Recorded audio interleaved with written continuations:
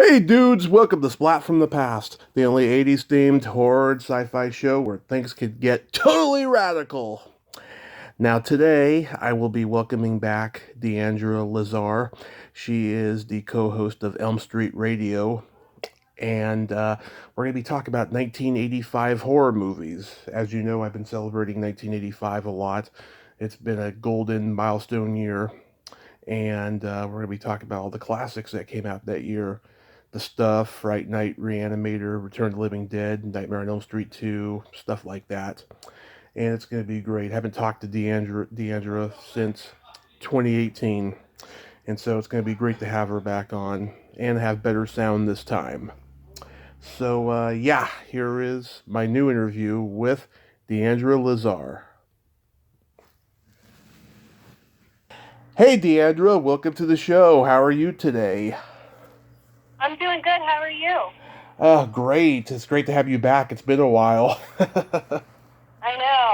know, but I mean, a lot has happened since then too. Of course, of course. How are you holding up in this clusterfuck pandemic we're in? You know what? I'm a big travel girl, and I never realized how hard it would be for me not to go a year without going to conventions, and it's been really difficult because all I want to do is just go and be around all those people, but we can't, and that's like such a relief for me, even to spend a day going to Horror Hound or traveling somewhere else with people. It's always so much fun, but surprisingly, I've been pretty busy during the pandemic, so that was something that I didn't quite expect, but I guess people are kind of bored, or we have all this free time because we really can't do that much, so we're just using our creativity in some pretty interesting ways. I know I've spent a lot of time on TikTok. There are quite a few horror people on there, and that's always fun to see. There's this guy that dresses up like Michael Myers and his wife yells at him, and I just love every single one of those videos. Yeah, that's so awesome. Yeah. Oh my God. I only got to go to one con just before the pandemic. It was a little Comic Con in the Bay Area, and I got to meet Christy McNichol, who gave me a great big hug. And if hugs are canceled at conventions in the future, that was the ultimate hug. I was really grateful for that. That's good. That's always good to have a good meet and a good interaction like that. Yeah, always. Oh my God, I just been podcasting like crazy though to just to make up for everything. I miss going to cons and being with everybody. Yeah, before everything happened, I had gotten, well, actually my goal for this year was to go to more Comic Cons because I usually have gone to horror conventions. I've been to maybe 3 non-horror cons. The one was super small. The other one I was at for maybe 45 minutes just to meet one person and then hop back on a plane. And then the other one was a Once Upon a Time convention, but Yeah. it was nothing like any other con I've been to. It was just seats in a room, and I was like, okay, I'm going to go take a look at the vendor room, which they had maybe 2 tables. It was unlike anything I've ever been to, and I just felt so unfulfilled, even though I had a really good time. It was weird, but I just got really into watching a lot of cosplay videos from Dragon Con, New York Comic Con, San Diego Comic Con, D23, and I thought, first of all, these costumes are phenomenal, and I have to be around more cosplayers because I love cosplaying so much.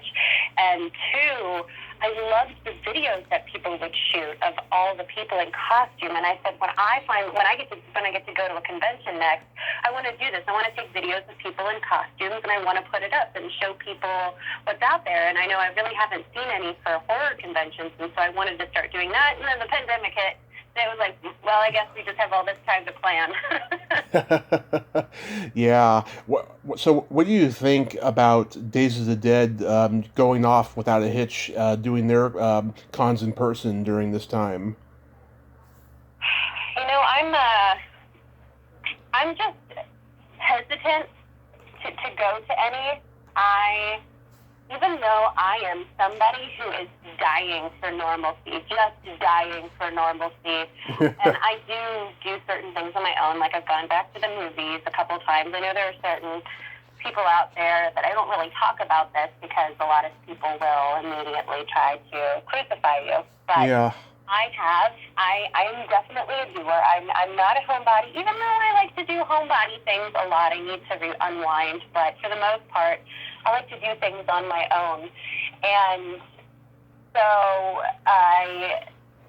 when I saw that they were doing cons, I thought it was really perhaps a little too soon, because one thing that I see, and this is a tricky area, because you could either cancel the con, Yeah. or you could go on with it and you'd lose money. I feel like either way, you just run into legal battles and losing money. So that's a toss-up for the decision there.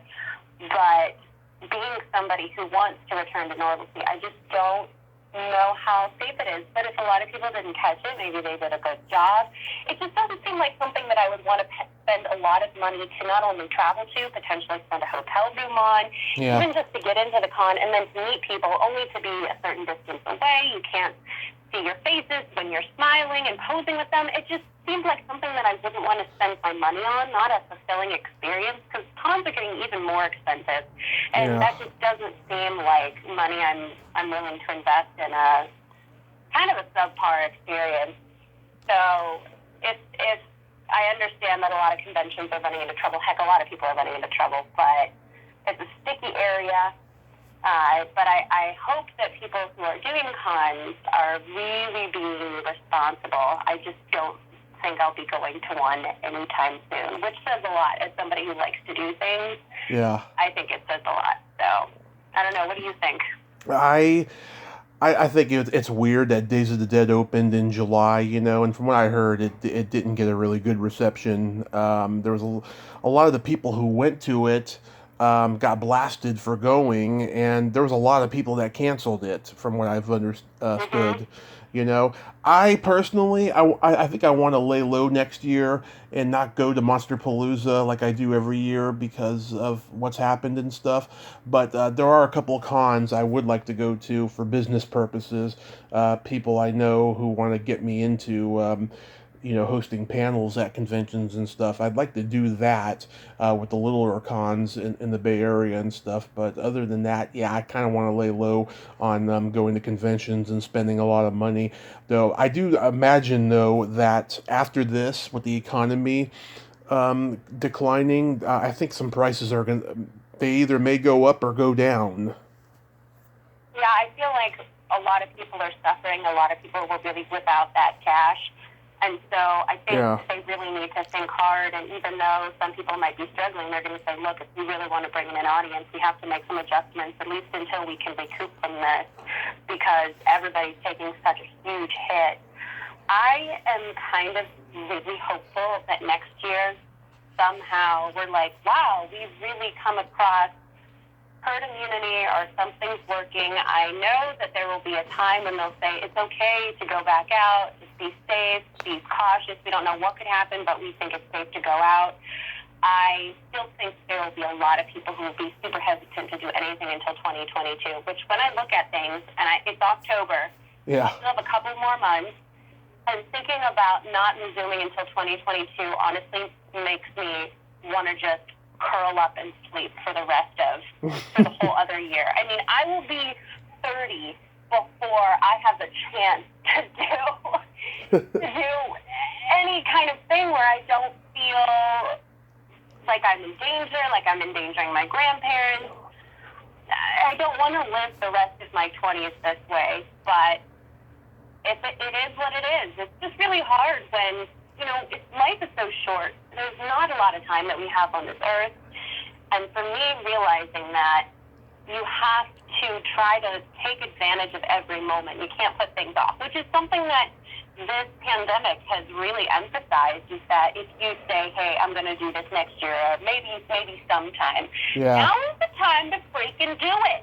Do it now. I'm so thankful that 2019, I spent time, I did my California trip, I saw the Nightmare House, I went to different kinds of cons that I've never gone to before, I went to Disney with some people and just did a whole bunch of things last year, concerts.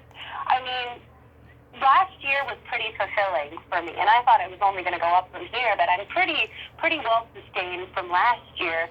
But yeah, just got to take advantage of every moment, and it kind of stinks because you can still do a lot of things, but you still can't. There's still a lot of, and now's not probably the time to start certain businesses, like food. You want to do a food truck? Not right now.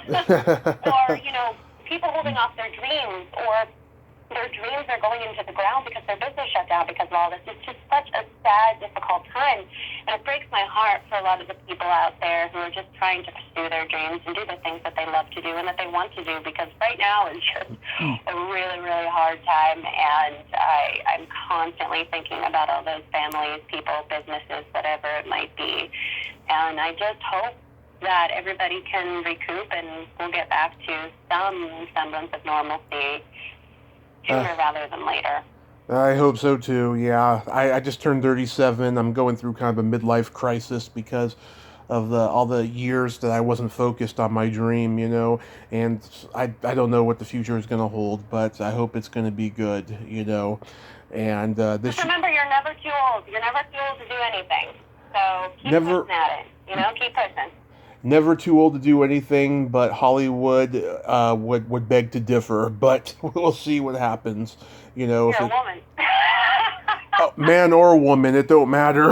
In Hollywood, yeah. Yeah. Yeah. But I've been celebrating 1985 this year for all movie genres, and for Halloween time, there's so many great horror movies that came out in 1935. In 1985, that's celebrating its 35th anniversary. Starting with Return of the Living Dead. Mm-hmm. I just love that movie. It's funny because when the DVD came out, and I saw it around 2004. I hadn't seen the movie since I was a kid, and I found out on the DVD that this movie had some kind of a mythic aura around it. And then when the documentary came out about 10 years ago, I finally found out what it was. It was a difficult production in terms of working relationships. Yeah, I remember seeing the documentary a little while ago, and I know that there are a couple notable zombie movies that came out during 1985. I've seen Return of the Living Dead a couple times, but because I am actually afraid of, have nightmares about zombies, it's not something that I've really focused on. And so I really enjoy it from what I remember, but I haven't watched it in a while because that's just one of the areas that I kind of avoid. But it's so spunky. It's so much fun. I mean, Linnea Quigley as Trash. Yeah. Man, she's such a character. It's like one of those characters that's just really iconic in horror, and I love it. I love the Tar Man. I love all of that. It's a fun movie. I think I remember somebody saying they watched it and they didn't like it. And as somebody who's not really fond of zombies, I could not believe what I heard, because I think that this movie is probably my favorite zombie movie out of everything that I've seen. But yeah, what a movie. I feel like a lot of horror movies out there that go through hell during production actually end up turning out pretty well in the end. Not that I recommend putting everyone through hell during production, but sometimes it gets a good product.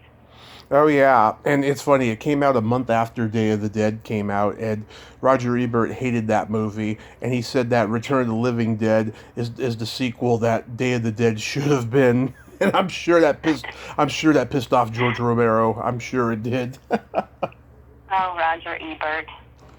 Yeah. Well, that was hilarious. Yeah. Also, Hard Rock Zombies came out that year. Did you ever see that? No, I haven't. But you have me at Hard Rock. Anything that is, you said Hard Rock Zombies? Yes. Oh my gosh. It's exactly what I'm hoping it would be. Oh my gosh. Rock and roll zombies? Yes. I love everything about this. This another one that I think that I actually might have to take a look at, because rock and roll zombies, I do anything for rock and roll horror movies, so I will add this to my list. I am trying to get more people from heavy metal horror movies, because I feel like I haven't explored it that much in the past, and I really need to. But Hard Rock Zombies, yeah, I just interviewed the lead singer of the band in the movie, E.J. Curse. He was the lead singer of a hair metal band that didn't quite make it, called Silent Rage, and he told me, he basically took the gig because he thought that it would get Silent Rage signed, and it didn't, though. But Gene Simmons ended up getting them signed about 4 years later. Nice.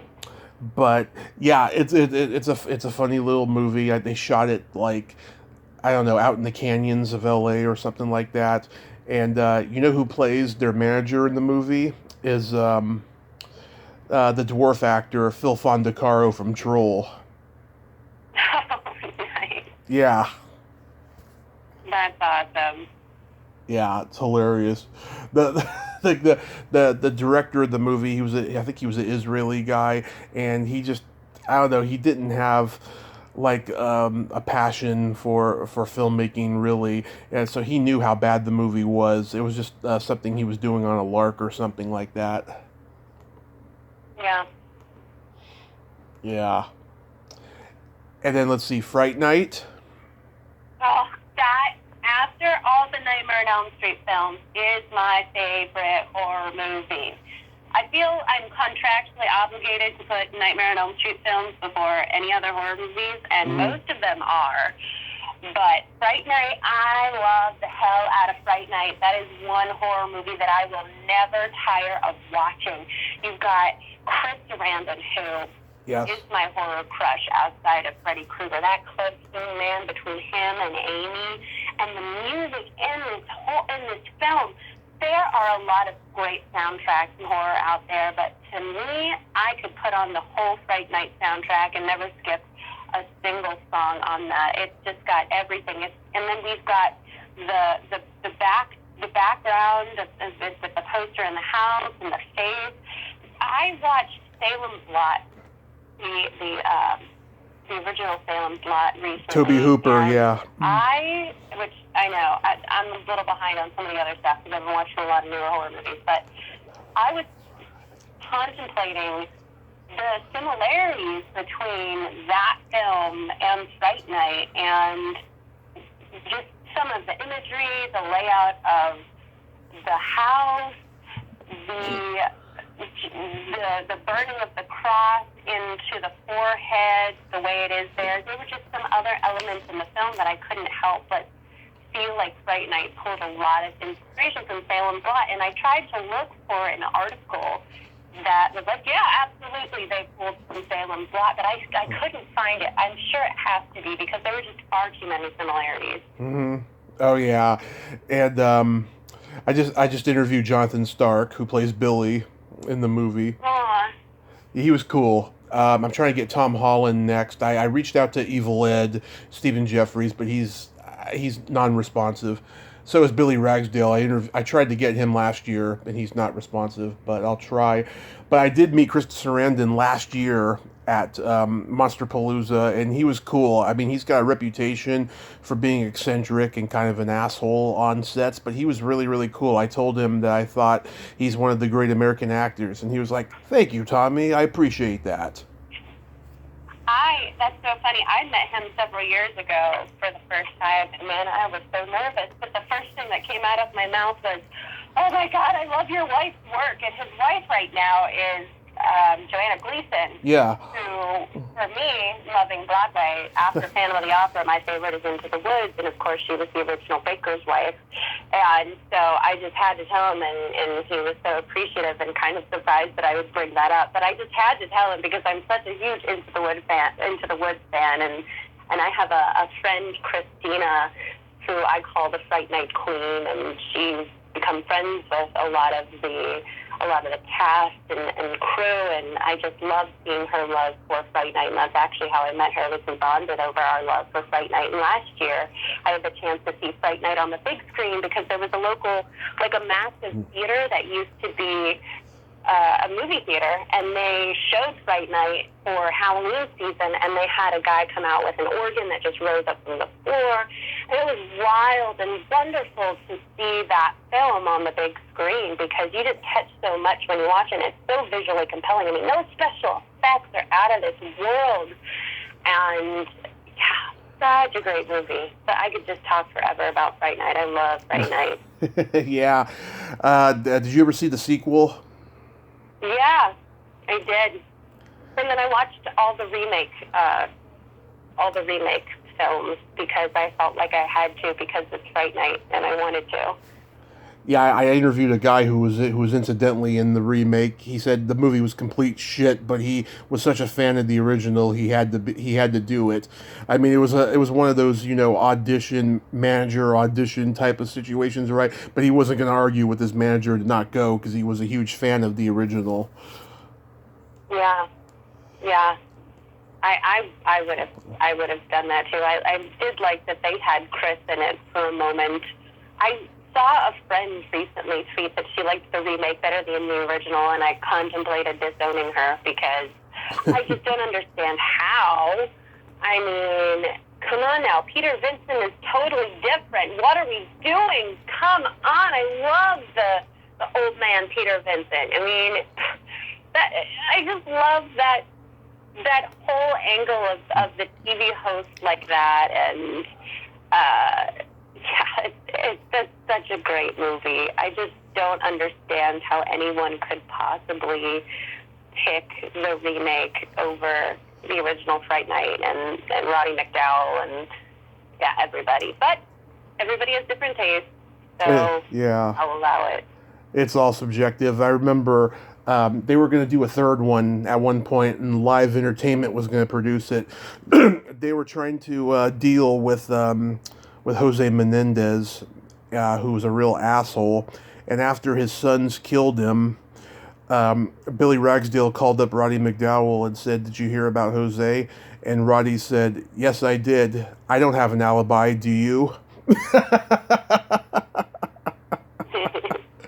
I love hearing stories like that. It's so awesome. Yeah. How about Reanimator? Another one of my favorites. Got to see that a couple years ago on the big screen. I'm thankful that a lot of where I've moved to Columbus here, Ohio, Central Ohio, that part of the reason I wanted to move here is because I knew a lot of theaters show a lot of older films and a lot of older horror movies, and so for me that was a huge selling point. It certainly doesn't disappoint. Reanimator is, I love the theme. The theme is one of my favorites in all of horror. I love Barbara Crampton in it. She's such a doll.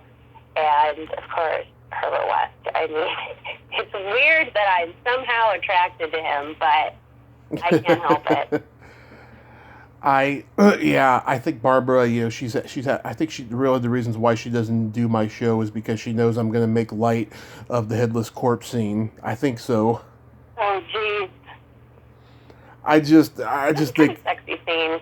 I think it's one of the funniest scenes in all of horror, I think, and it's great, and I reached out to Stuart Gordon's daughter to see if her mother Carolyn, who's in the movie, would do the show as a tribute to Stuart, and I'm waiting to hear back right now, so fingers crossed on that. But nice. But yeah, I mean, last year I interviewed Peter Kent, the stuntman who plays the first victim, that big guy that's in the movie, right? He's Arnold Schwarzenegger's stuntman, and he said that he took Arnold. He took Arnold and another guy, the guy who played LaFours in Mallrats. They're both, they're both Arnold stuntmen. So he took the two of them to a screening. And LaFours walked out. He was just disgusted and mortified by the movie. But him and Arnold just laughed the whole way through. That's great. Yeah. That's so great. Arnold's a good dude. He seems like a really good dude anyway. I've just watched his tweets through the whole pandemic, him with whiskey and Lulu. Oh, God, so cute. Stop it. I can't handle it. He's got his cigar, and he's in the hot tub with his dogs nearby. I just love that man. Yeah, I'm a big Arnold fan too. Not politically, but I love his movies. Mhm. How about Once Bitten? Oh, Once Bitten. Oh, it's another. I feel like I'm gonna say that with every movie. Jim Carrey. That is a cute. That's a really good Halloween movie. That is such a cute movie. I love it, and when the whole concept and that dance off when it's the vampire versus his girlfriend. I love that. Oh, he's so cute in that movie. That is a good spooky movie for anybody who wants to have a laugh, but also watch something that incorporates vampires. That's like the perfect one. Yes, I've talked to 3 people from the movie, and apparently Karen Copens, who played the girlfriend, she got the role over Deborah Foreman from Valley Girl because of her delivering of the line, "Mark doesn't want you, he wants me because I'm sweet and innocent and pure, so fuck off."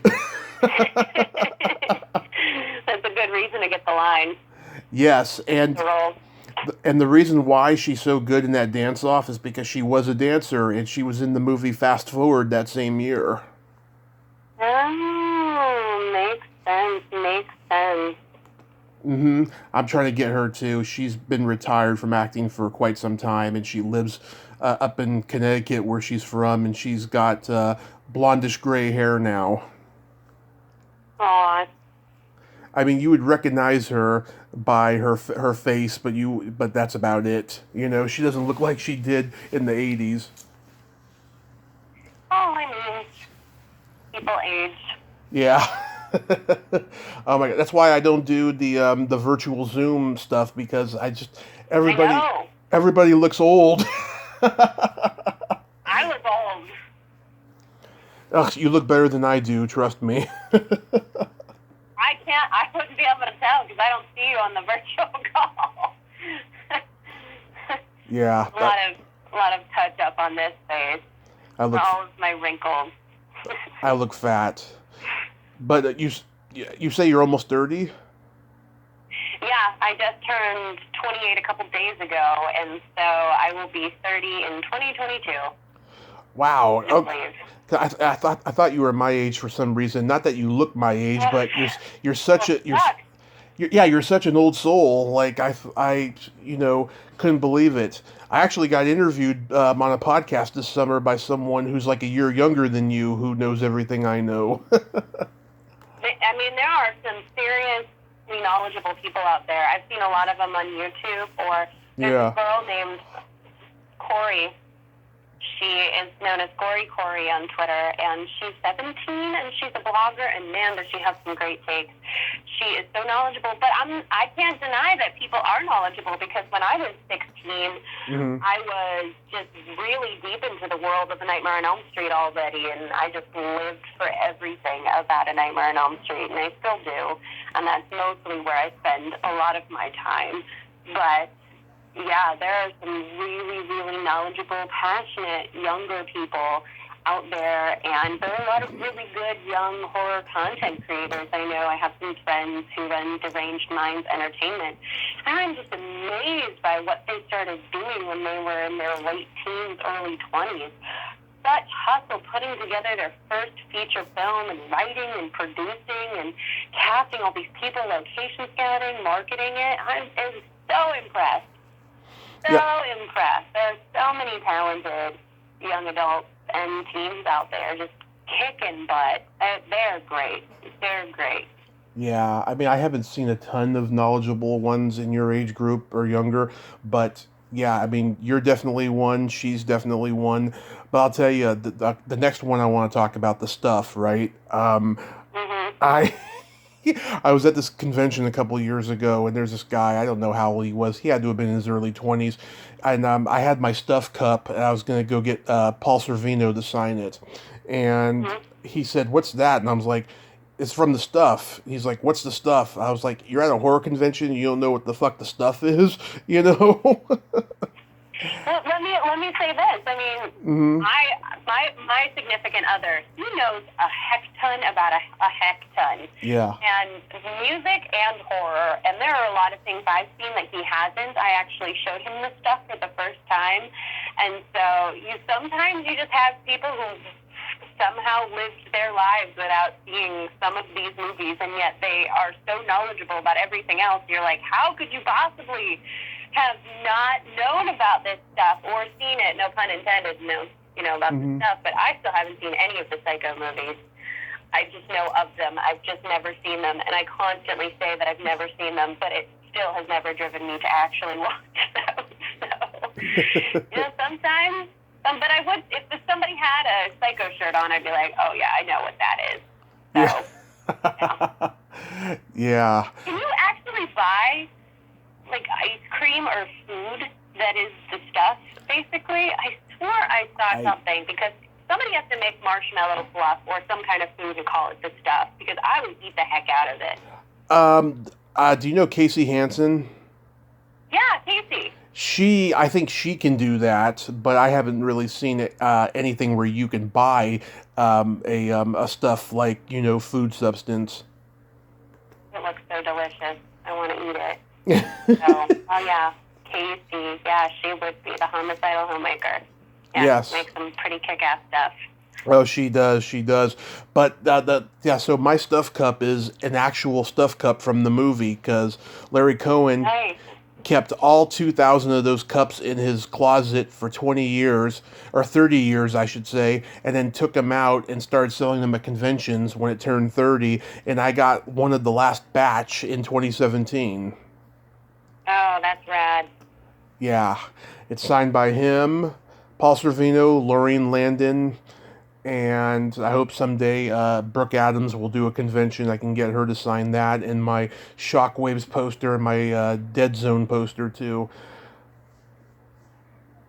That's cool.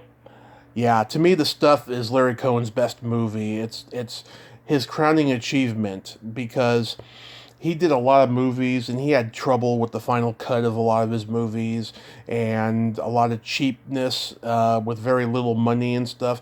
But this movie, there's something about this movie that's just polished and well thought out and well written that I like, that appeals, Yeah, I totally agree. It's like The Blob, the original. Yeah, I was just gonna say that. Mm-hmm. What a poster for it too. That image is pretty striking. Yeah, the image. With the stuff coming out everywhere, I love it. Yeah, well, I grew up renting the VHS box where the people are in the kitchen getting eaten up by that. Oh, wow. Yeah. Nice. I used to have it. It's long gone, though. I got to get a new copy of it. But those eBay guys, they're always jacking up the prices, especially this time of year. Oh, yeah. Oh, yeah. Well, we got to talk about Nightmare on Elm Street 2. Of course we do. I've been watching... I didn't want to bring it up because I didn't want to be too eager, but yes, now that we're here. Yes, I've been watching it a lot lately. I have a new objectification, or a new perspective of the movie than I did before. Oh, do tell me. Tell me about your before and after experience. Well, it's funny. Last year I interviewed Mark, and a month later I got an interview with this guy. Turns out he's David Chaskin's best friend, and he went through my YouTube channel and saw the interview with Mark, and he said to me on Facebook, "Can we have a private conversation before we do the podcast?" I said, "Sure," and he told me, he's like, "Ugh, I saw that you interviewed Mark. He's been calling David homophobic for years, which I take offense to because he's the most gay-friendly guy I know, and all this stuff, blah, blah, blah," right? But watching the movie again over and over, what I realized is that, okay, when he goes to the gay bar, it's not really a gay bar, it's more like a freak bar, because there's men and women there, and they're probably all bi or gay, and some of them are probably just gay. So Freddy, it's possible Freddy could be in Jesse, or he could be in the coach. But you remember in Freddy's past, he's a pedophile, right? Yeah. And it's not really explored in the franchise, but Mm-hmm. Jesse is what, 16, 17? He can't quite possibly be 18 yet, right? So Yeah. I think that's more pedophilia-ish than gay, really. When he I go think ahead. Freddy is a pedophile in pretty much every single one of the movies, but what makes Nightmare 2 interesting is because he takes over a guy, and it's been called out, the different, no girls allowed, Yeah. the fact that he kind of turns down Lisa. It pretty much, and with a lot of the different elements of the movie, it just does feel super homoerotic.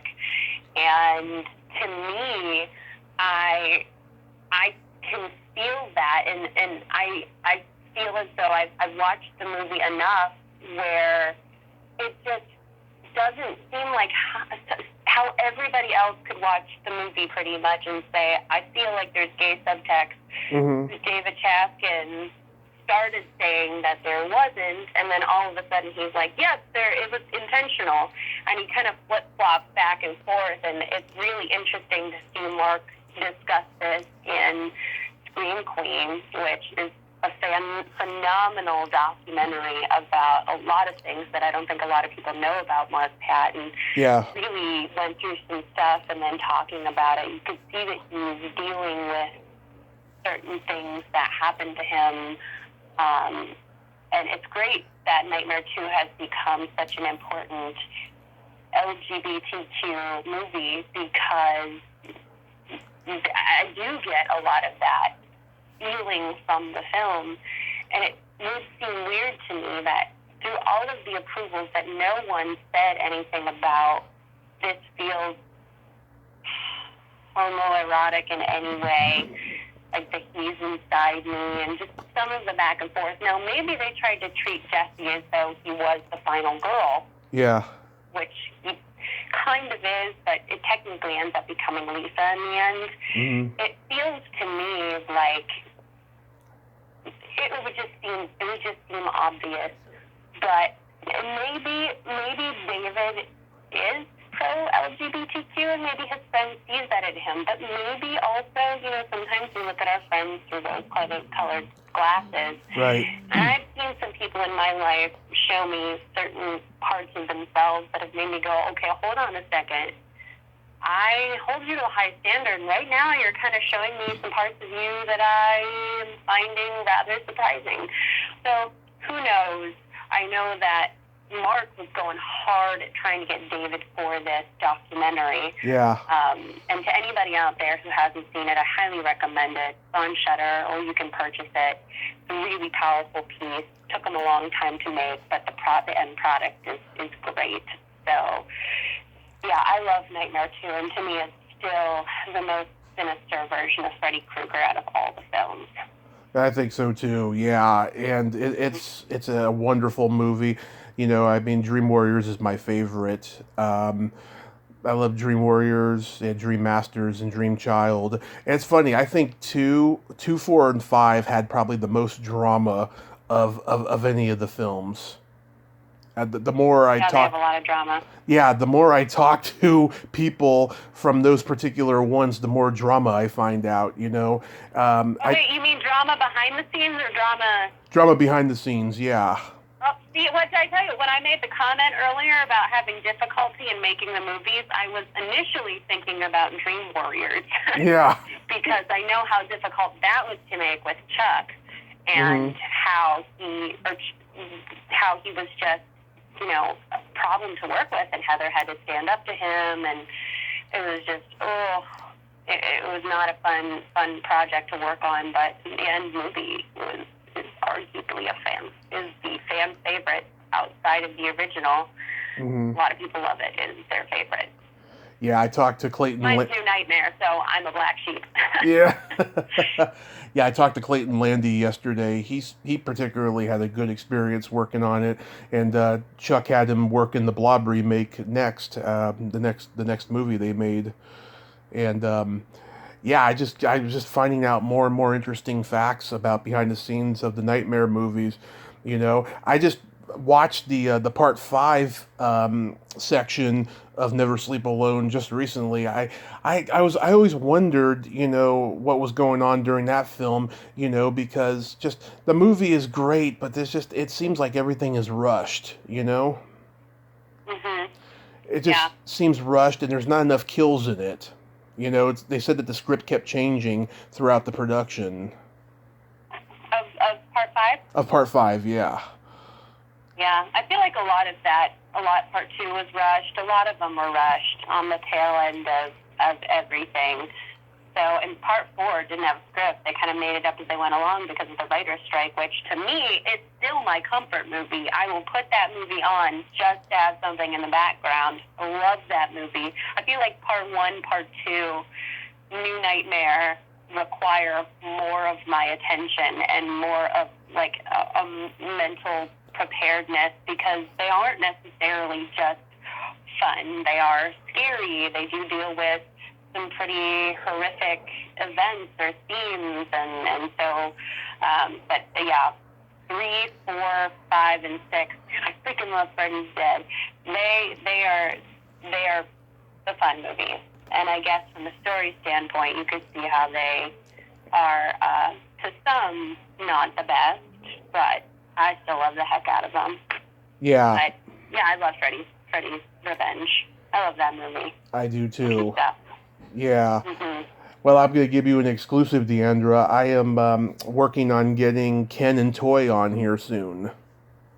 Aw, Ken and Toy. Oh, they're such nice people. Yes. Both really nice people. I've met Ken a couple times at conventions. Toy I have not met yet, but Brooke Thies is helping me get her. She's doing all these cons this month and stuff, so hopefully maybe just before Halloween or after I can get her. I'd reached out to Rachel Talele the other day. Oh God, she made me laugh out loud. She said, I would love to, thank you, but I don't even have time to yell at my children. Yeah. I would love to get Rachel on a podcast on Elm Street Radio, because I took a huge hiatus from that while we were wrapping up Fredheads. Yeah.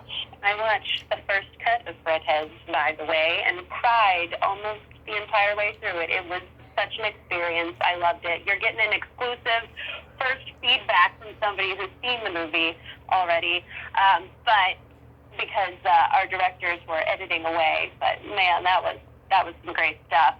And I would love to have her on to talk about Freddy's Dead, to say positive things, because Freddy's Dead was the first one I ever saw, and it holds a special place in my heart. And I still think there are a lot of redeeming qualities about the movie if you look at it as itself. And I just have so many questions from her, so I'm jealous if anybody's able to get her on, but I've heard many, many stories about her just not having the time.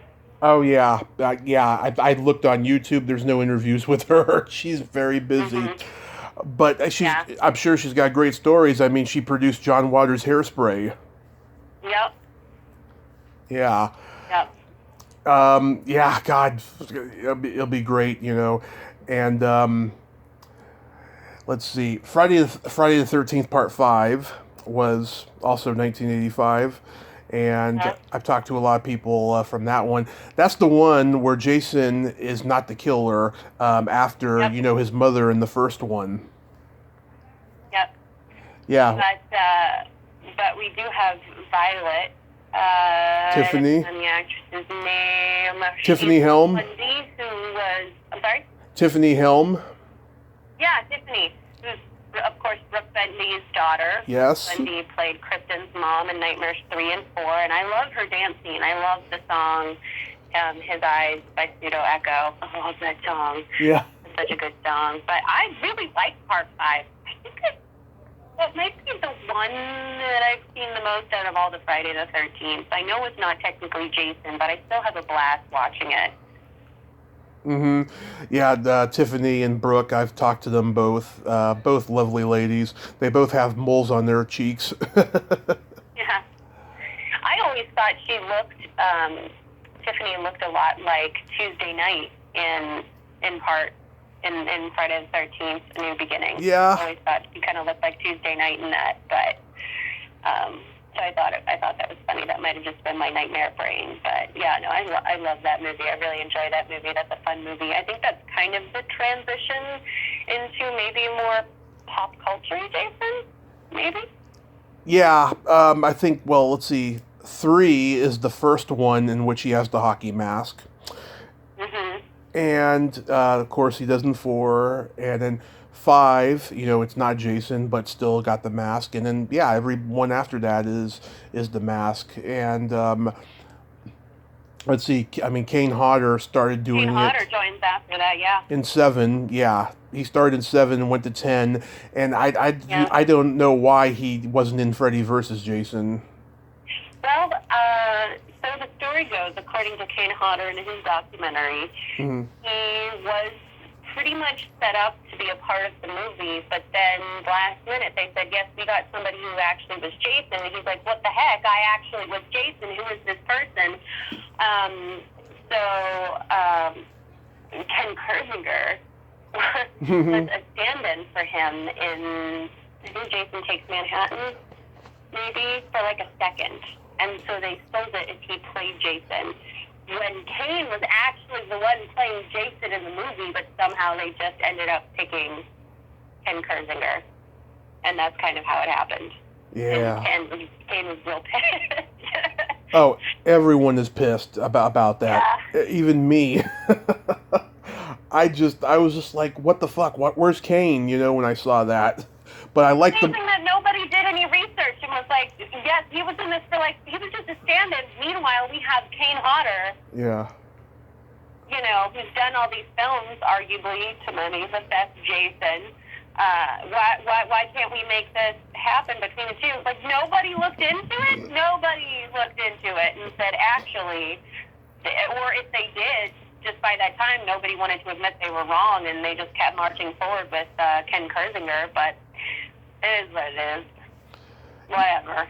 Yeah, I think there was a story that when this has been going on for years. I think that when John Carradine did House of Dracula, I think it was. I think Bela Lugosi was mad that he didn't play Dracula in that, even though he was fine, not playing Dracula and playing other roles. I think he kind of wished that he had been Dracula in that one or something. Yeah. So it goes through generations in horror, not being the guy to play that character, and some guys, of course, they're happy not playing it ever again, Mm-hmm.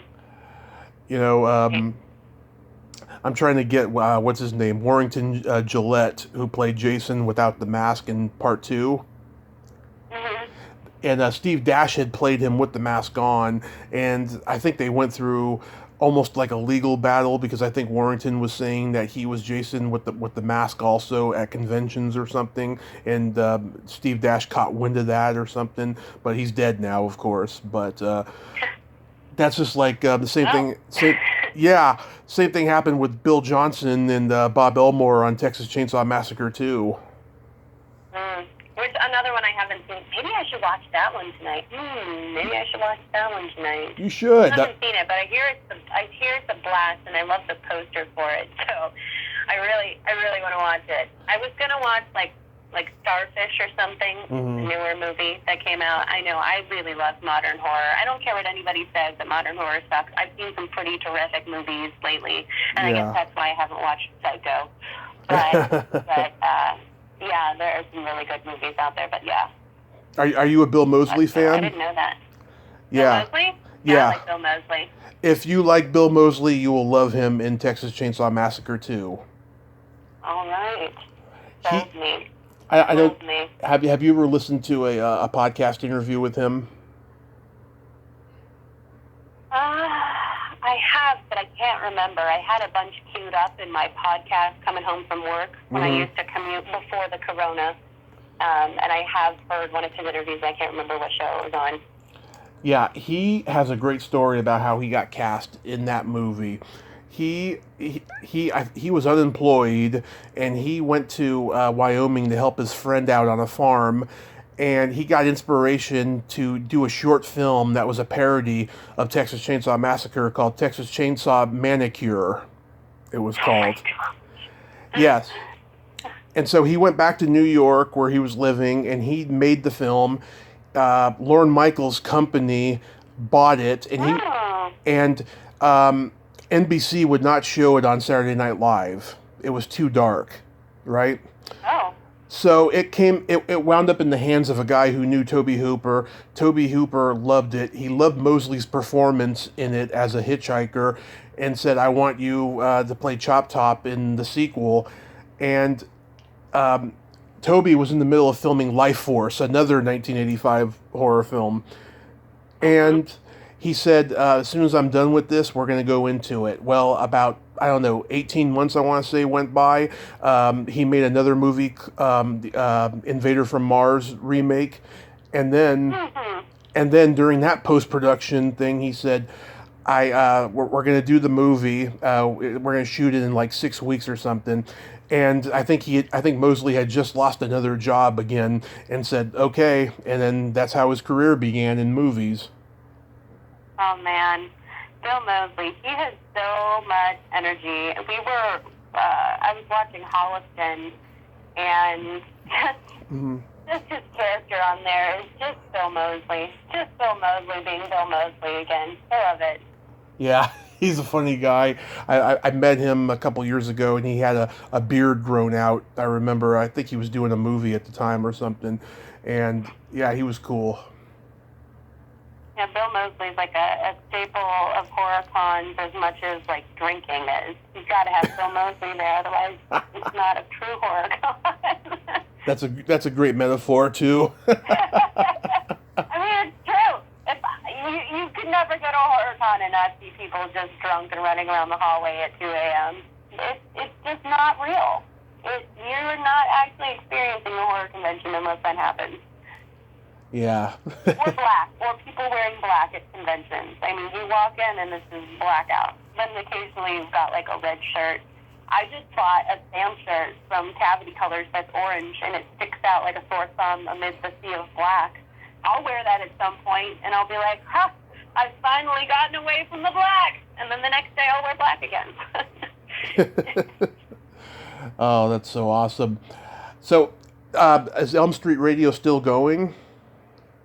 Yeah, I've been in talks with people for the next episode, which, like I said, I mentioned that I want to talk about the positives of Freddy's Dead. So I made a Twitter post the other day and was like, hey guys, say nice things about Freddy's Dead, because I want to find people who say nice things about Freddy's Dead and can eloquently put why it's a pretty great movie. So that is the next episode I want to do, but rather than, typically it's been Paige and I and another guest, but I want to try and have more of a panel and maybe do an accompanying video stream with it. So I think I just want to get a couple more people and find out what a good time for her is, because now that they're still wrapping up just some final tweaking of the documentary, I want to make sure that I'm able to squeeze this into her schedule. Well, I want to recommend to you. She's busy all the time too. Is Beatrice Bopley, who played Amanda Kruger? Oh yeah, Beatrice. I had her on last year, and she's supposed to come back on again this month. And like I said, she's so busy, she hasn't gotten back to me which specific day yet. She was supposed to last week. She is awesome, and I'd like to have her on because I want to talk about Nightmare 5. Admittedly, it's my least out of the franchise, my least favorite, which every time I watch it, I have no idea why I feel this way. So I just want to talk about Nightmare 5 with somebody from Nightmare 5 or just a bunch of fans. But yeah, I'll probably bring her on because she is pretty active on social media. Yeah, I want to get her. I want to get Rick Lazzarini, who designed Baby Freddy in the movie. Mm-hmm. You know, aside from just Ken and Toy, I like those ones as well. And I reached out to Sydney Walsh, who played Kim Meyer's friend in part 2. Yeah. Mm-hmm. Yeah, so I'm trying to get more Nightmare people on and stuff, because it's been a while. But yeah, I had Clayton Landy yesterday, and he gave me a great interview, and he was married to Lynn Shay back then. That's how he got in a lot of the New Line movies. Mhm. Love that Lynn Shay. Yeah, I want to interview her too at some point. Yeah. I finally got to meet her last year, and that was a huge highlight. She's one of the nicest people I've ever met at a convention. Very sweet. Yeah, I can't get that image out of my head of her and Kingpin, doing the pussy Yeah. eating. Ah. Oh, I know. I feel like every time I watch a new movie, suddenly Lynn Shay's in it. We were watching Detroit Rock City, and Yeah. I didn't look at the cast list beforehand, and I was like, oh my God, Lynn Shay! Or I'll watch another movie, and I'll be like, oh my God, Lynn Shay! Even for like 5 seconds, she's in it. Yeah, She's everywhere. first shot of the movie, she spills her wine when I Stole Your Love came on. Yeah. Oh man, I love it. Yeah, who else would you like to get on Elm Street Radio? Well, I've been talking for quite some time to Jim Doyle, and I would just love to talk to him about behind the scenes and making certain things happen. Creating the glove and all of that, what that was like. So just to be able to have him on the show would be great. I know I have to try and interview more people. I feel like there are a lot of interviews out there, so I'm going to try to bring them on. And yes, there will be some interviews, but find ways to have, because I always wanted Elm Street Radio to be a little different in the fact that we know a lot about the movies, so maybe we could just delve into other elements of the movies with the people. So it's like they're the guest, but they're also willing to discuss it, provide their insight, and then their knowledge of the certain situations. I think that would be great to have more people on. But I know that I get a lot of ideas from the different groups out there that I'm in, and just random ideas we all have in the nightmare community, and then discussing those. Those are some of my favorite conversations, because people have sometimes points of view that you don't expect. Or, I mean, we discussed, did Freddie really live at 1428 Elm Street? Had it been 1 through 5, you'd say, no, he never actually lived there. And then Freddie's Dead comes around, and you've got the water tower and her flashbacks, and then you've got the water tower behind the dilapidated house, and you go, well, obviously that's the same place, and there's the stuff in the basement. Obviously Freddie did live at 1428 Elm Street, but people go, no, he just placed that in there. And I'm like, no, I don't think anybody is thinking that. I think they legitimately want you to go, oh, he did actually live there. Just no deep thinking needed. Just straight up telling you he lived there with Catherine and Loretta, and some people never took it that way, and so that is wild for me. But we managed to discuss it. Yeah, and what's the status of Fred Heads? Well, Fred Heads right now, after we did the initial watch of it, we provided some notes about we should have music here. Let's do this transition rather than this transition. Maybe cut this out. Just some of those notes, some questions that the directors had. And now they're going back, they're editing. I provided them with a couple more photos that they requested, or B-roll, and then they will be sending it off for scoring, sound correcting, and color correcting, and then we'll be wrapping it up. We already have we got a new poster that will be the final poster that will be associated with Fred Heads, and it looks very cool. So, very excited about all that. Yeah, I'm so excited about it too. I hope at least some of my pictures that I took at conventions end up in the movie. I'm so embarrassed about my on camera interview that I made and stuff. I was just zoned out of my mind that night. I mean, there are a lot of fans in it, and there are a lot of really interesting stories, really great footage that I'm thankful that people kept from their childhood, pictures or whatever it might be. I mean, I'm telling you, I was cheering watching it, and a lot of times I've been through this. I lived through this. I was there for filming, but I kept laughing. I kept cheering. I kept crying. I mean, every single one of us who watched it, and I'm not just saying this to just blow smoke out there, because I've associated with it, and this is my first time watching it all the way through, and you never know what it's going to look like.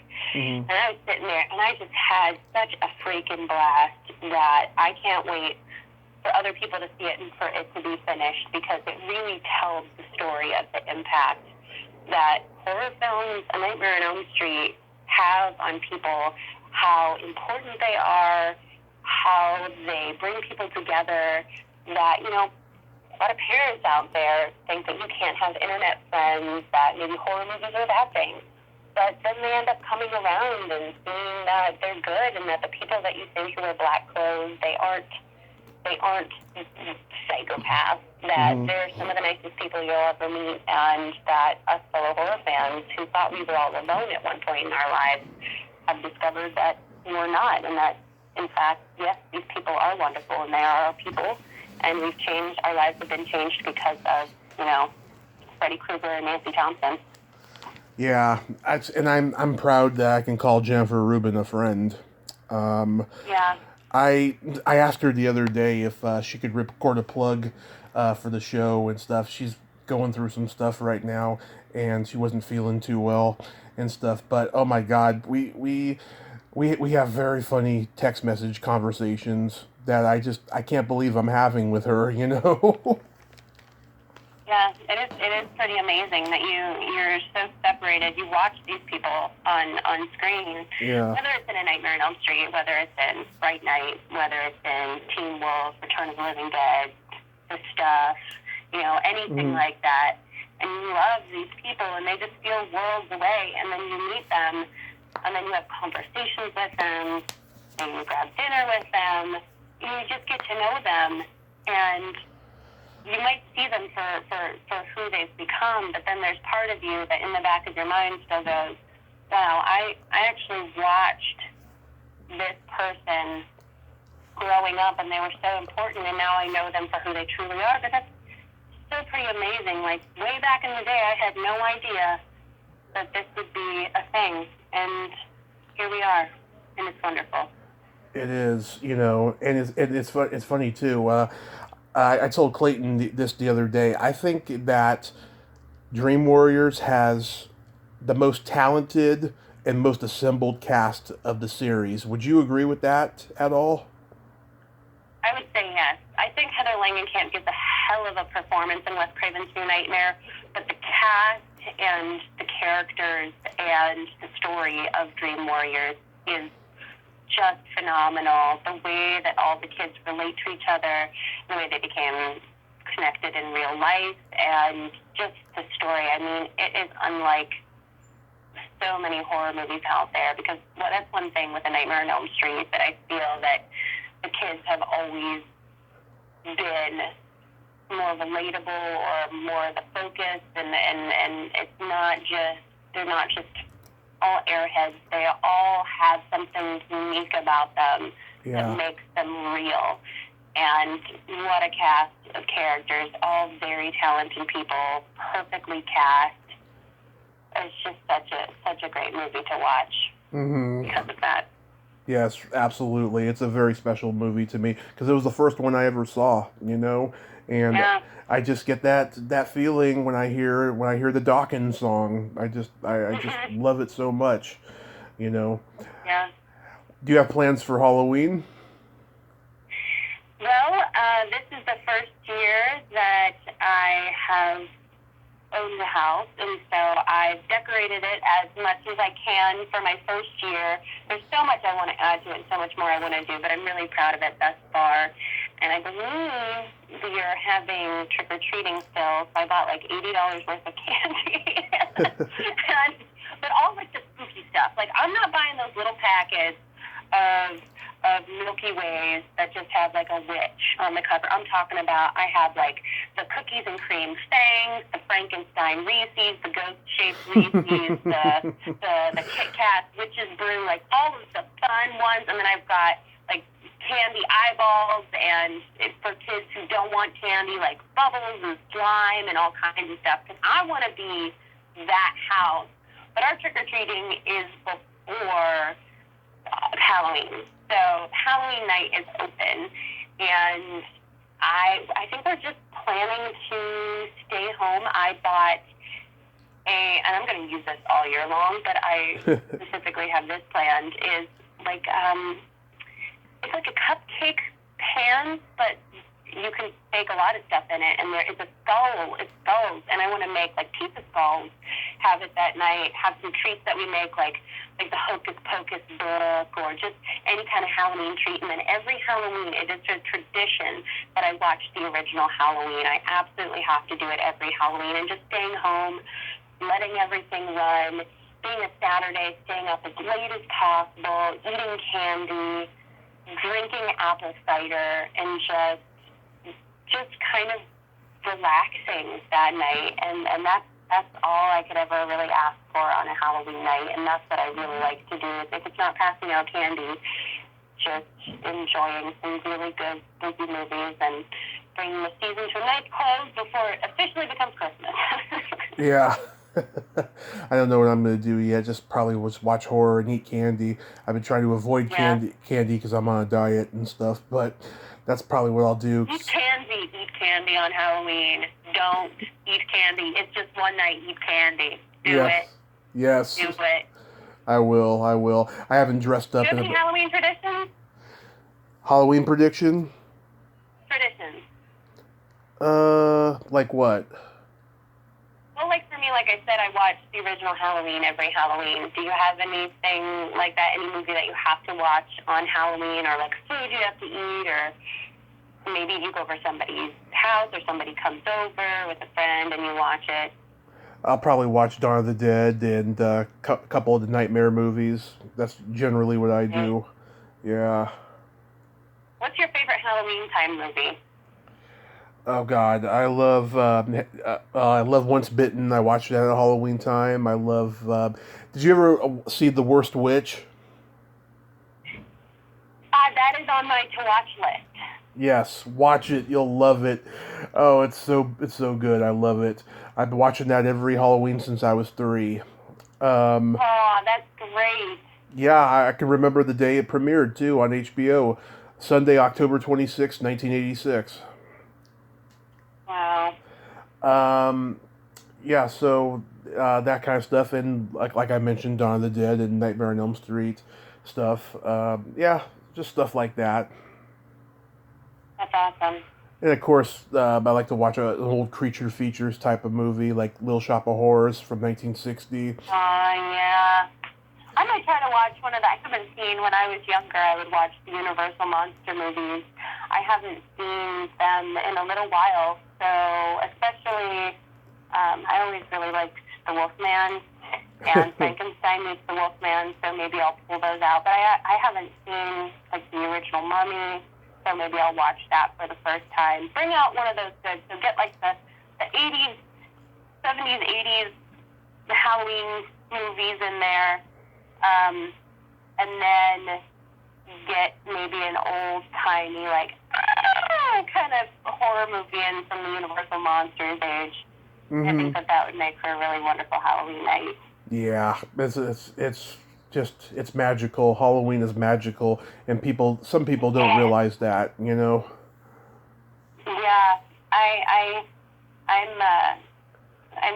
I'm really glad that people embrace Halloween. And I was saying a little while ago how lucky we are as horror fans, because there's no other holiday where a fandom that exists gets to basically have the entire world turn into, well, not the entire world, I guess the United States turn into their fandom. And we just walk straight into Spirit Halloween, and we're like, gonna need that for all year, gonna need that. Walk in anywhere, and you're just surrounded by spooky stuff. People are talking about spooky stuff. We just have it. No, Star Wars fans don't have, everybody putting up Darth Vader outside of their house, like, for one time a year. You know what I'm saying? There's no giant Iron Man in stores, and people are like, yes, it's Marvel month. No, that doesn't happen. Halloween is horror fan time. We have our entire brain just scattered all over the place, and it's wonderful. Yes, it's also the one day of the year where women can dress up like sluts and not have an excuse. Hey, we dress up, however, all year. But you know what? It is my one time of year when I usually dress like a dude. I love to be dudes for Halloween. My favorite Halloween costume of the last several years is still Silent Bob. That's still my favorite. Love that Silent Bob. And there are a lot of, I love seeing what costumes people can put together, because there are some really fantastic ones out there. And I'm really sad that I won't get to see people put their costumes together. But, that's one of my favorites. I love going to the Halloween parties to dress up and see everybody else dress up, because, I guess we could see it when we go to conventions. Our cosplay, it's just basically us in Halloween costumes, but it's so different around Halloween because everybody else is doing other things, and a lot of people put effort into some fabulous costumes that are out there. It's just cosplay all the time. Just give me the cosplay spooky holiday, and I'm in heaven. And that is Halloween. Yeah, I know some people who've participated in cosplay. It's not my thing, but I get why people do it, Yeah, I love it. I live for it. So, Diandra, there's this secret silly game that I like to play with my guests, and what this is it's a series of silly slumber party questions, and oh my. It's pure fun. It's no win or lose, just pure fun. And how this works is I ask you the question, you answer it, and then you ask me the exact same question and I answer it. Okay, bring it on. I started this game not too long after the last time we talked. All right. Okay. Diandra, are you ticklish? Am I? Yeah. I would say yes. I can be ticklish, yes. But only for a short period of time. It's once the initial tickle wears off, and I'm like, meh. Yeah. Are you ticklish? Yes, very ticklish. I've been known to hit some people in the groin. Ooh, dangerous. Yeah. Is your belly button an innie or an outie? It's an innie. Is yours? Yes. An innie or an outie? It's an innie. It's very deep. Oh, my. Yeah. The descent. I can hide crystal meth in there. Oh. Don't give away your secrets in case there are cops listening. Well, I don't do drugs, though. So they have nothing to worry about. What color are your toenails painted? They are, in fact, a dark purple. Do you have your toenails painted? And if so, what color? They're au naturel, and usually I like to go for bright colors like sparkling purple or white French tip with sparkles. White French tip with sparkles. How high school of you. Oh, so young, so youthful, so classic.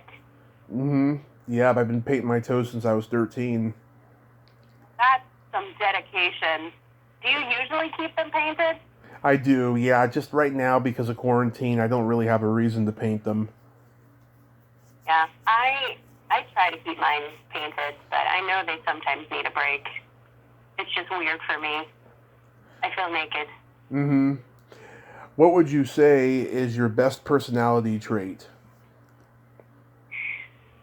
Oh, boy. Well, I'm thinking of one, but I don't think that is always the best. I would say that I was going to say that I'm unpredictable, but somehow in being unpredictable, I've become predictable to people that know me. So maybe my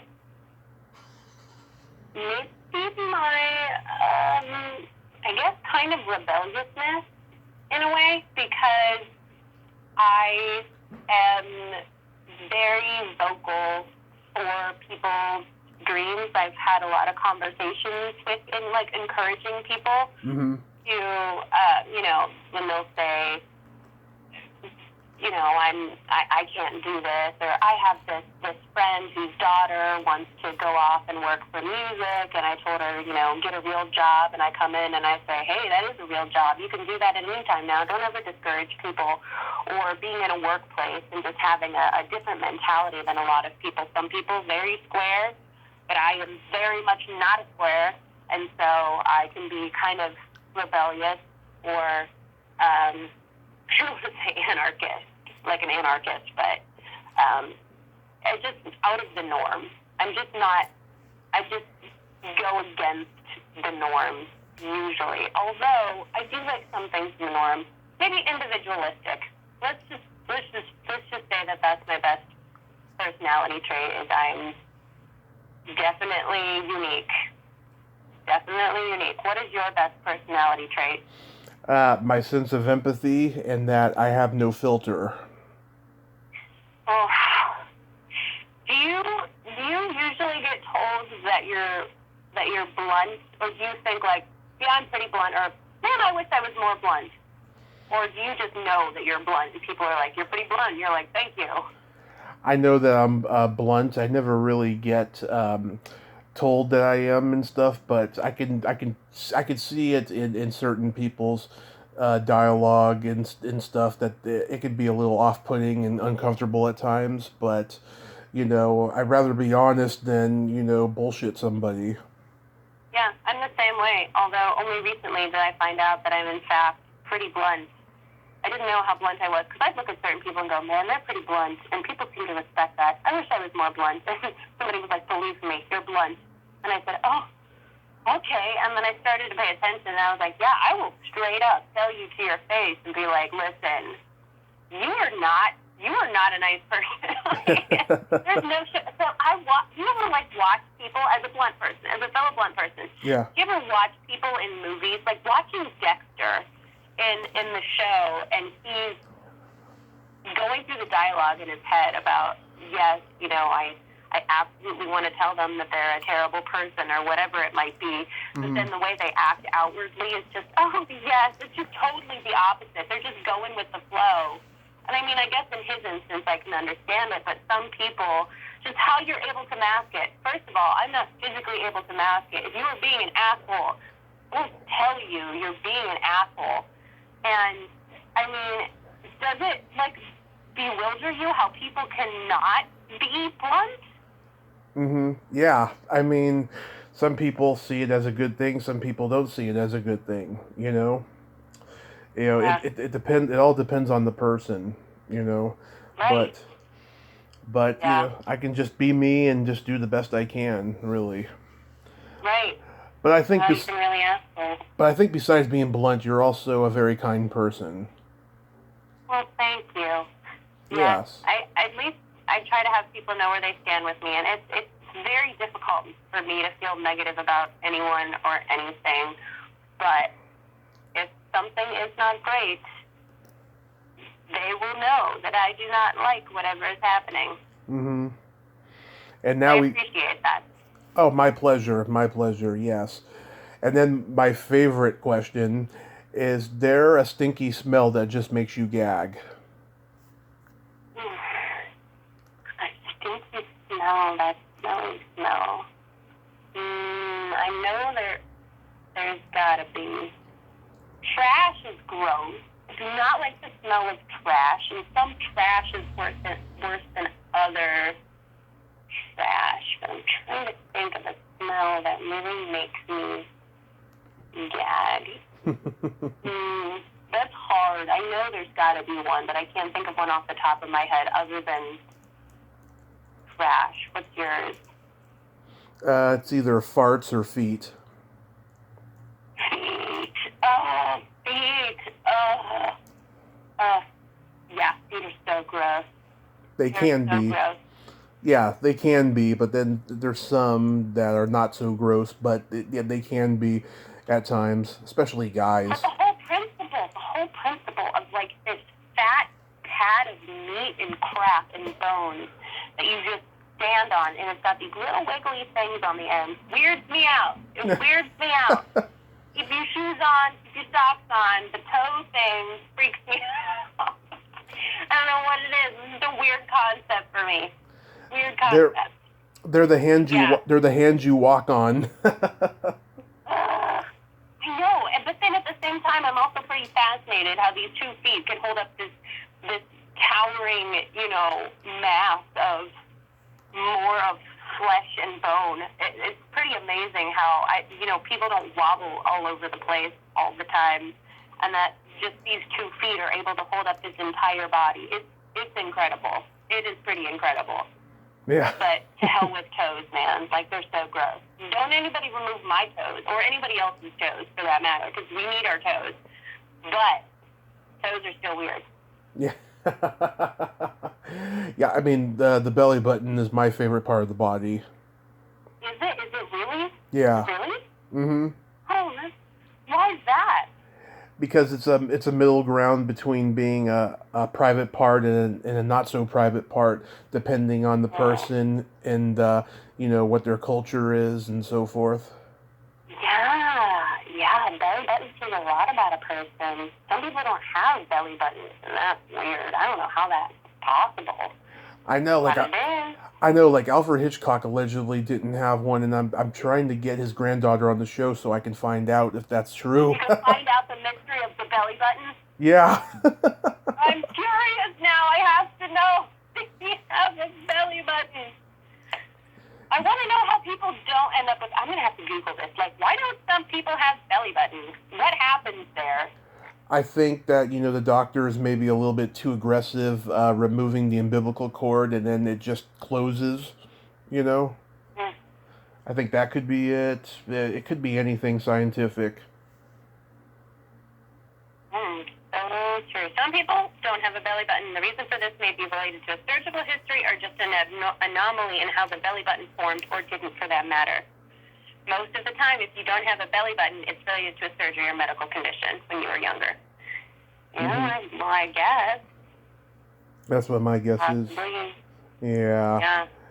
Well, Diandra, thank you so much for coming back on again. This was a lot of fun. Of course. I had fun. I like those questions. Oh, thank you. Are they the same every time, or do you just switch them up if you're feeling spicy? Okay, so the belly button question, sometimes I just change it to what's your favorite body part, depending on the energy I feel from how open-minded the person is. Like, So you feel like the belly button one is like a little bit like... too personal, yeah. You think, yeah, personal. It's too personal. And then if I'm interviewing a female comedian who is a perv like me, there's a special question I will ask her that I won't ask anybody else because I don't want to think I'm disrespecting them. It's a question that only a female comedian would answer, like off the bat. Oh my Jesus. Yeah. What do you think of... What? Can I have a hint? Okay, I'm not asking you this question, Okay. but this is the question I asked the female comedian. How old were you the first time you got finger banged? Oh. Yeah. What do they normally say? Whatever age it was that they got finger banged. Oh, I thought they would have like some kind of clever answer. Like when I first had confession with the priest. Or, That was good. something like that. That was good. I like that. That's what I thought. First time I ever told Father Johnson what I did when I was not, when I had impure thoughts about a man. Something like that. I mean, that's what I thought. I didn't think they'd be like, 12. I thought they would, come up with some kind of interesting answer. Yeah, no, it's always the age. Hey, Yeah. Go ahead. God bless them. Yeah. That's so funny. Oh God, that's hilarious. Yeah, I'd never. Why'd you laugh? Yeah, I'd never gotten an answer like that. It's usually just the age. But yeah, I'm glad. No surprise. I'm disappointed, girl. Come on. Give me a creative answer. If anybody's listening and is a potential future guest, please wow us with your answers to this question. There's so many possibilities out there. Yes, My mind immediately went to priest because, I grew up Catholic. I did too. Yeah, but I'm glad you liked the game, though. Yeah, I mean, I've played this with probably 700 women since I started this at the end of 2018, and they all love it. They all feel like that they're in their pajamas playing a slumber party game. Mm-hmm. Do you play with guys, or do they have, like, another, like, like bro time? Like, do you ask them similar questions, or is it just for women? I have not played it with a guy. I was thinking about playing it with this transgender horror host I know who used to be a man, now he's a woman. I'm thinking about playing it with him in the future just to see what his answers would be, though. You should come up with a variation for guys, like, rapid fire, random. It could even be horror themed, Yeah. Like, what's your favorite song from a horror movie? Who was your first horror movie crush? Stuff like that. Oh, I gotta tell you Who this. do you want to punch in a horror movie? Because I know who I'd punch. There are two people I'd punch. I would punch. Oh, I gotta tell you this. I gotta tell you this really quick. I interviewed Michael Baldwin from Phantasm, right? Uh-huh. One of the worst interviews I've ever done, by the way. He's a jerk. But I asked him, I said, I wasn't trying to be sleazy about it. I was just trying to be like, guy, buddy guy kind of thing. I said, did everybody on the crush have a crush on Cat Lester? And he took offense to that. Wow. Yeah. He's a strange guy. He's a really, really strange guy. And like I asked him another question, and he was like, "Hey Tommy, what's a podcast anyways?" I was just like, couldn't you have asked me that in like the email or the text or whatever? Oh my gosh. He was a strange guy. I don't recommend meeting him. I did meet him at a convention like a month or so later, and he gives you a weird energy. Oh, that's always the worst thing when you go to meet somebody at a convention and they are just not great people. I've had that a couple of times. Very awkward. Really? Anybody you want to reveal? Well, I was really looking forward to meeting Barbara Hershey because I remembered her in Beaches. I remembered her in Insidious, and of course, I hadn't seen it at the time. I knew she was in The Entity, which I've seen since. Yep. But I'm a huge Once Upon a Time fan, and she plays Regina's mother. Yep. And she was just very quiet, didn't seem like she wanted to be there. Now, it was a Sunday. Maybe she wasn't feeling good, but she just did not seem very interested. And that kind of really broke my heart. But I've heard other people have good experiences with her. So who knows? Who knows if it was just a day or whatever it might be, but that made me extremely sad. I was like looking forward to it, and then after it I walked away and said, man, I can't believe that that's what I was looking forward to, because that was a major I know, the first time I met Barbara Crampton, I got a weird energy from her, and then a few months later, I was at this movie screening in San Francisco, and she was a totally different person. She, like, got excited when she saw me and stuff. I think she asked people about me and stuff, and this is long before my podcast, so... so I know how it is. There's a couple people, I've been disappointed by. Like, the first time I met Tom Savini, he was just really quiet and didn't say anything. Second time I met him, he was a little bit better because he got honored at the after party the night before. There's just been people here and there and stuff, But I've been trying to do my best not to focus on negativity. I've just been focusing on the positive, Yeah. I'm sure there's other Some people. have just had better experiences than, sometimes it's just, we're all human, sometimes it's the time or the place. I know when I met Danielle Harris, she was just not interested to talk to anybody. Same here. But her. Yep. Yeah. She's a high and by type of person, and it's not just with the guys, it's with the women too. And I thought it was because of the guys, because she had that stalker for a lot of years, Yeah. I thought maybe it was because of that, but I don't know. I guess that's just part of who she is. Yeah. Mark Patton said something once, because I think he probably has a lot of conversations with, I think it might be in Scream Queen, I'm almost positive it's in Scream Queen, but he's had conversations with actors and actresses who just feel like they're selling themselves at conventions. Yes. And he said something along the lines of, if you think you go to these places and, nobody wants to hear our problems, they want to see us, the actor, or the character, whatever it is, They don't want to hear about your personal life. And he said, if you think you're being a whore, you know, these people are paying you money, you better be the best whore ever, or something along those lines, because, you know, they really are going there to make money.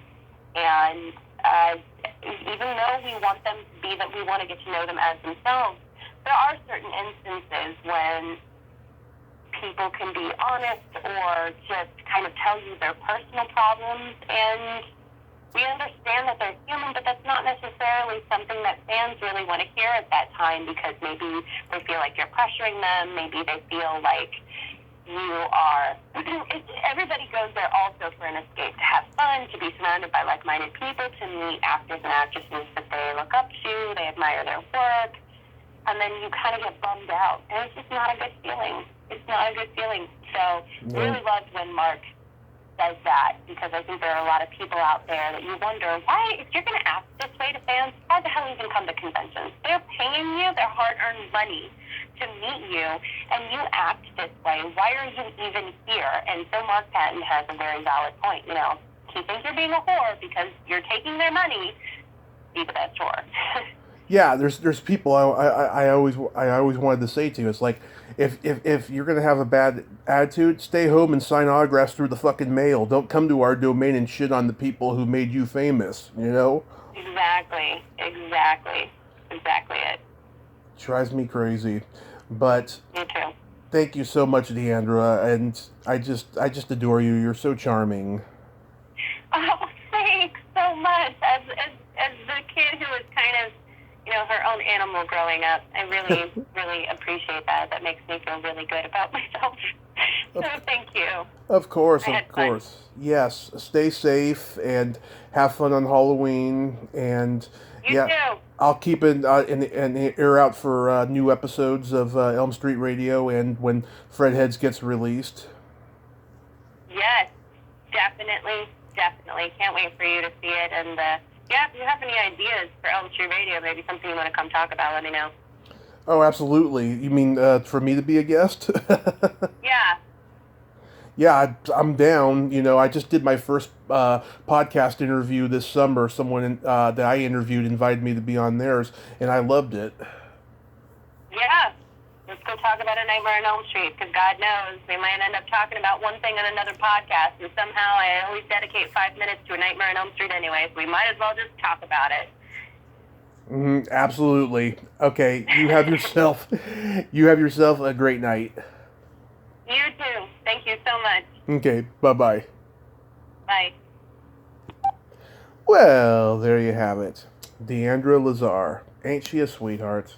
Like I said, she is so fucking charming. I love her. She's just awesome. She's the real deal. And I expect a lot of good things to come from her years to come, even after this clusterfuck pandemic is over, because she knows her stuff in horror and pop culture.